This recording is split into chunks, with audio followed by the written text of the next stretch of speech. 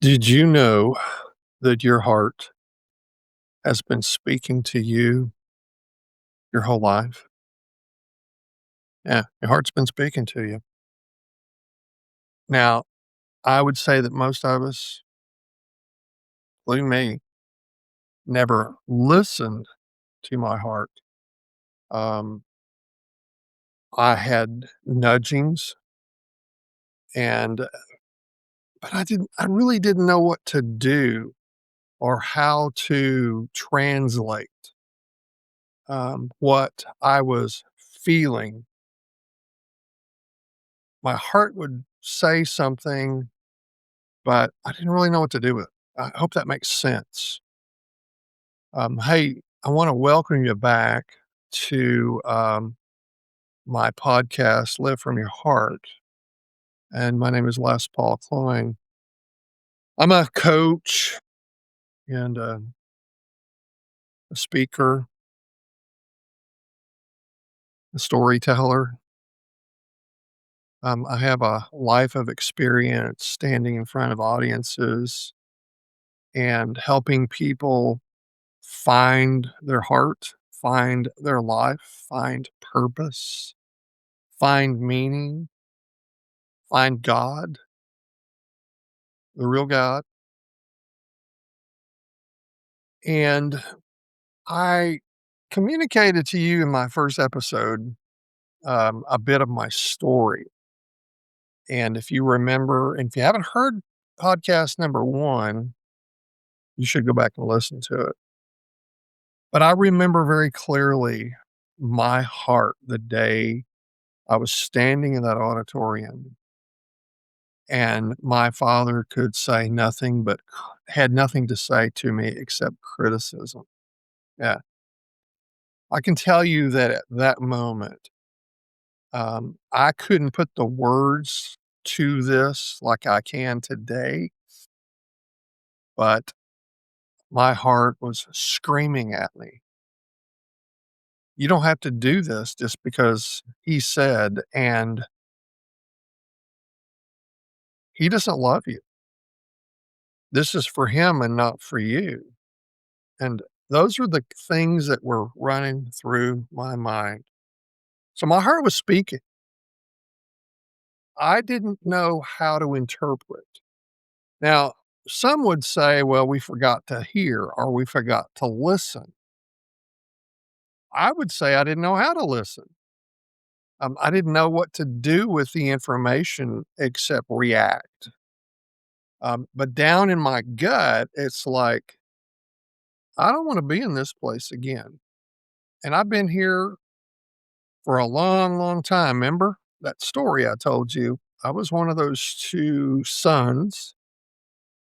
The second two, we were going to be preacher boys. Yeah. So that was the ringing in my ear. I knew that I didn't want to be back in that place. Okay. But I also knew that change had to happen. So as we open up the discussion in episode number two, and I titled it How We Lose the Sound of Our Own Heart. Um, we lose it because we ignore it. We lose it because we keep doing the same thing. We go back to the familiar mud. We may hear, don't. We may see stop signs. We may feel it in our body and our emotions. But because we have no skills and no training and no place else to go and that we don't know what else to do and nobody else could put words to this, we just go back to it. So here's what the heart voice feels like. Okay. This is what it feels like. If you've never felt it, this is what you're going to feel. This is what you're going to feel. It's not going to be dramatic. Okay. It's not going to be loud, but it's subtle. It's just subtle.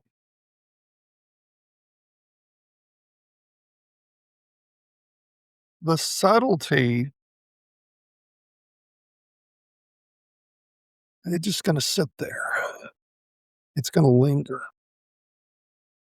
The subtlety of my experience just lingered for hours and days and weeks and months and years because I still remember. And that was in 1990, around in that space, 1990. So 35 years ago, right now, actually heading into 36 years ago. This is 2026 early. Yeah, it's just lingered, but I've learned some skills. Now, let me talk about how we lose the connection, how we lose the contact. Here's what leads us to losing um, the sound of our own heart, if we ever had it. People pleasing. We're trying to please people, and that's where I was. I was trying to please my parents, do what they wanted me to do. I was responding to them. We lose the ability to hear our own heart by seeking everybody else's approval. We needed the stamp. Okay, you're validated. I needed that validation, not only from them, but I needed validation from my peer group, my pastor friends, as it were. And I needed that validation because I was living from their expectations, not my own. Yeah. I, I didn't have any. And I was distracted and I was busy. My nose was on the grindstone. I was doing what I was told to do. I was doing what they called me to do. Um, Let me take you back in a moment of story. I'd had a really bad accident and I had a bad head injury. And I was in the hospital and I was beginning to um, feel um, my body again. I was starting to regain my senses. My mother came in the room and she said to me, she said, "Well, has God got your attention yet?" And I said, "Well, certainly he does, because I interpreted what took place as a God thing. God allowed that to happen. The accident took place, and it was his way of um, rattling my cage, as it were. And that was a hinge because I had some decisions to make at that point in my life. I had pathway number one in a career that was set forth that I had chosen, and it wasn't ministry. It was not what my parents called me to do. But my mother was in that hospital room to remind me of what I was called to do by her and dad, and she framed it in a God language. And so I said, "Yes." And, as I got well and I was able to heal, um, I followed that path and I gave up that career that, was laying before me that was larger opportunity than I was involved in. It was big, and it was something that I'd been seeking for a long time outside of my parents. That's why they stood against it. Um, so I just ignored my heart, my real heart. And the consequences of ignoring your heart when it's speaking to you bring these kinds of things. It brings anxiety, it brings confusion, it brings emptiness, it brings this live on autopilot.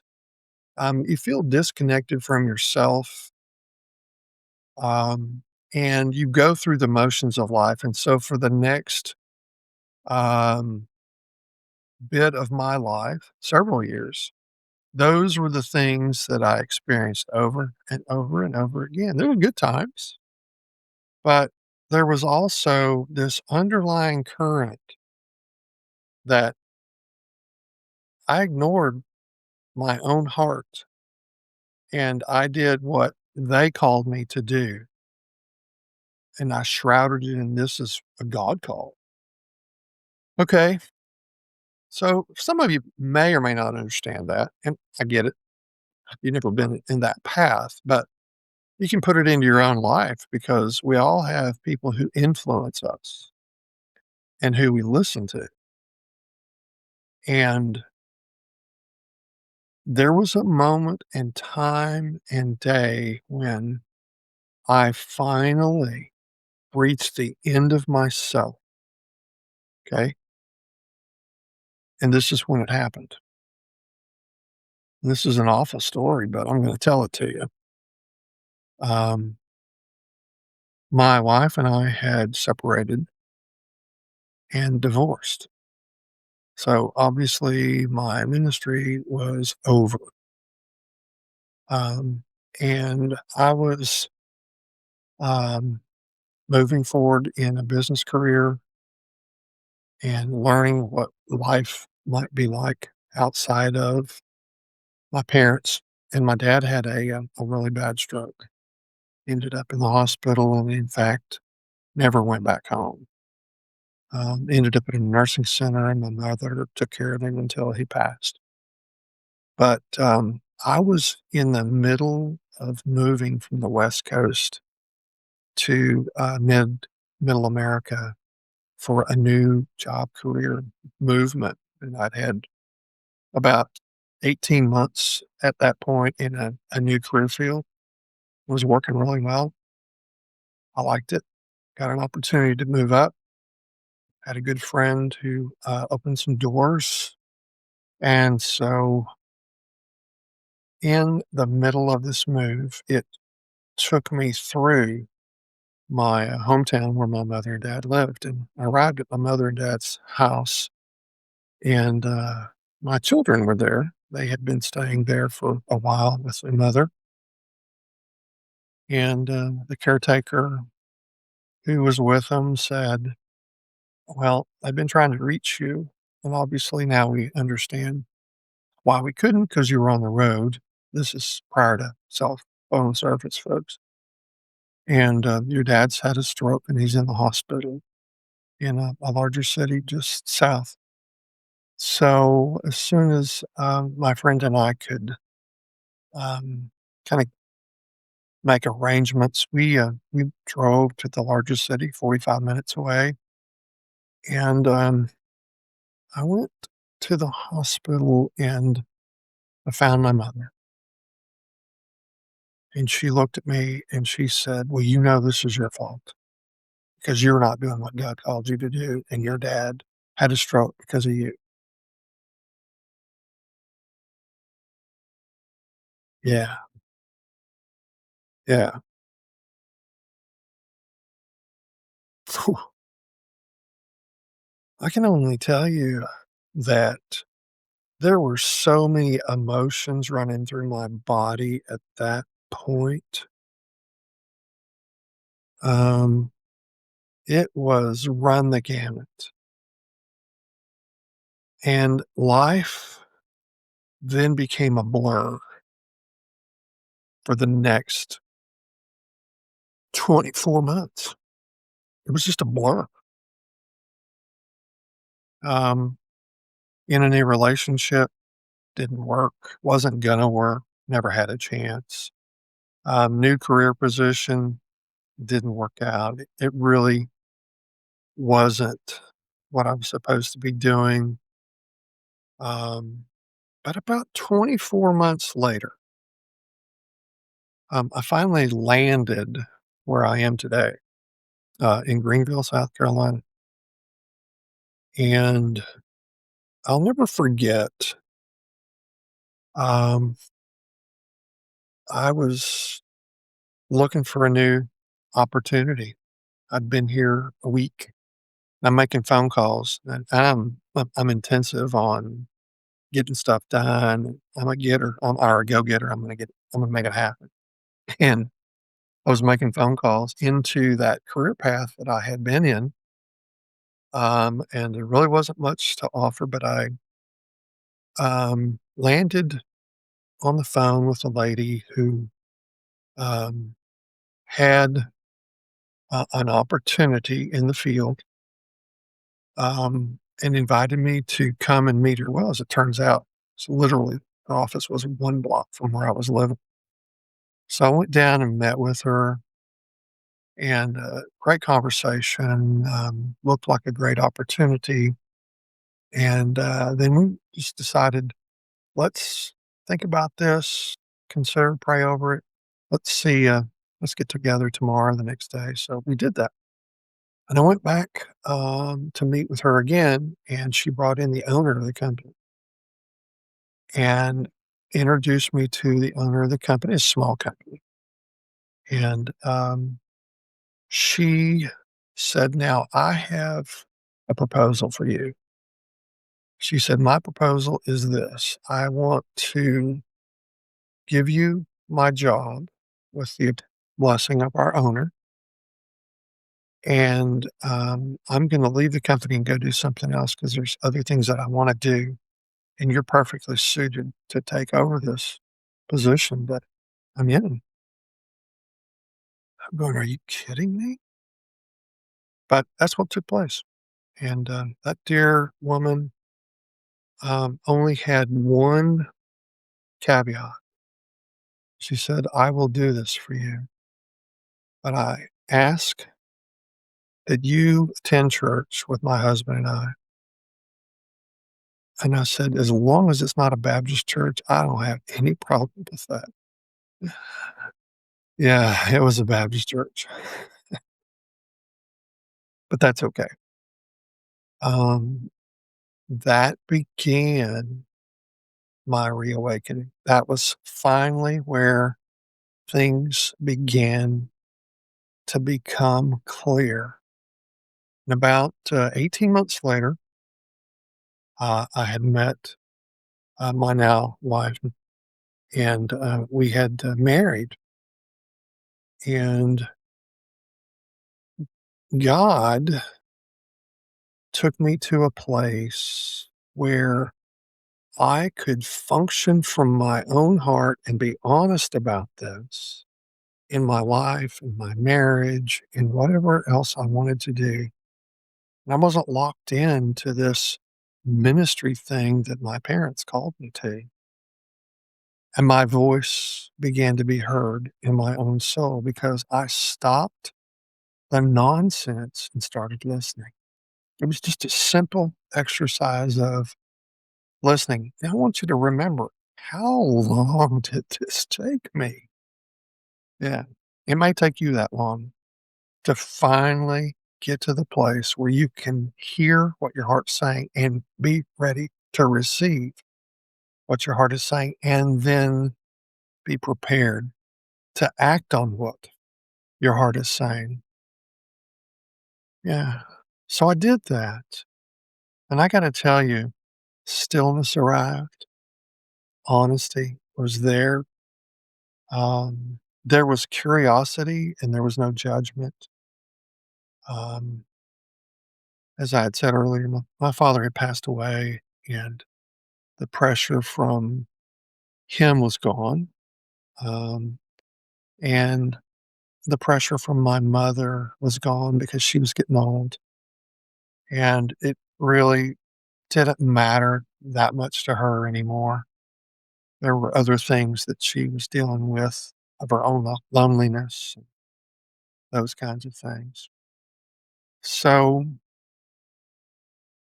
you've kind of hear how easy it is to lose the sound of your own heart in your life and just doing and doing and doing and doing and doing, and you never stop. And I hope it doesn't take you as long to hear your own heart as it took me.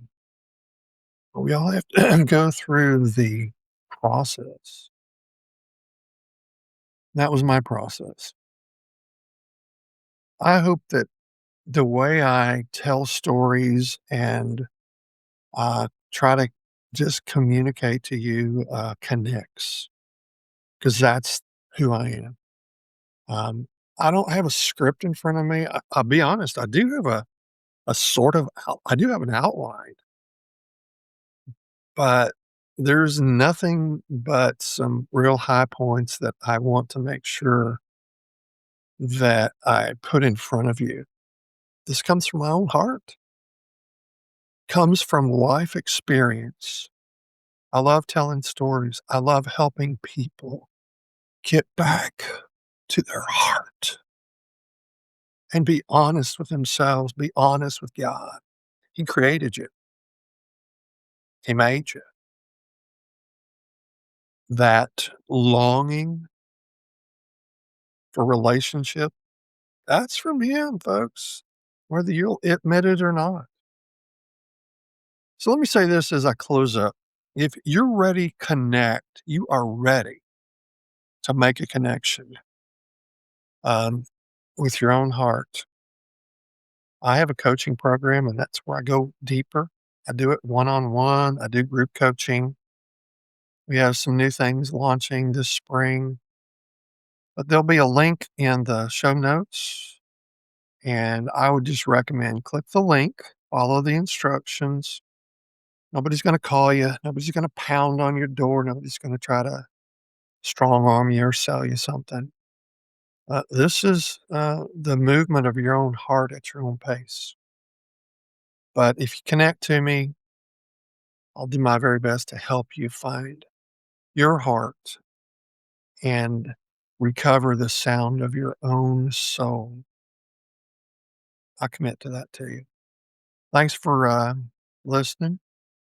And episode 3, we're going to talk about the cost, what it costs in living for others' approval. You heard some of that today, but I'm going to tell you what it really costs in your life to live for others' approval. So tune in. That's on episode 3. Hey, thanks for tuning in. And don't forget to go to my show notes. Click the link in the show notes if you'd like to connect to me. There's a link you can schedule an appointment. We can talk on the phone. Have a blessed day. I'll see you again soon.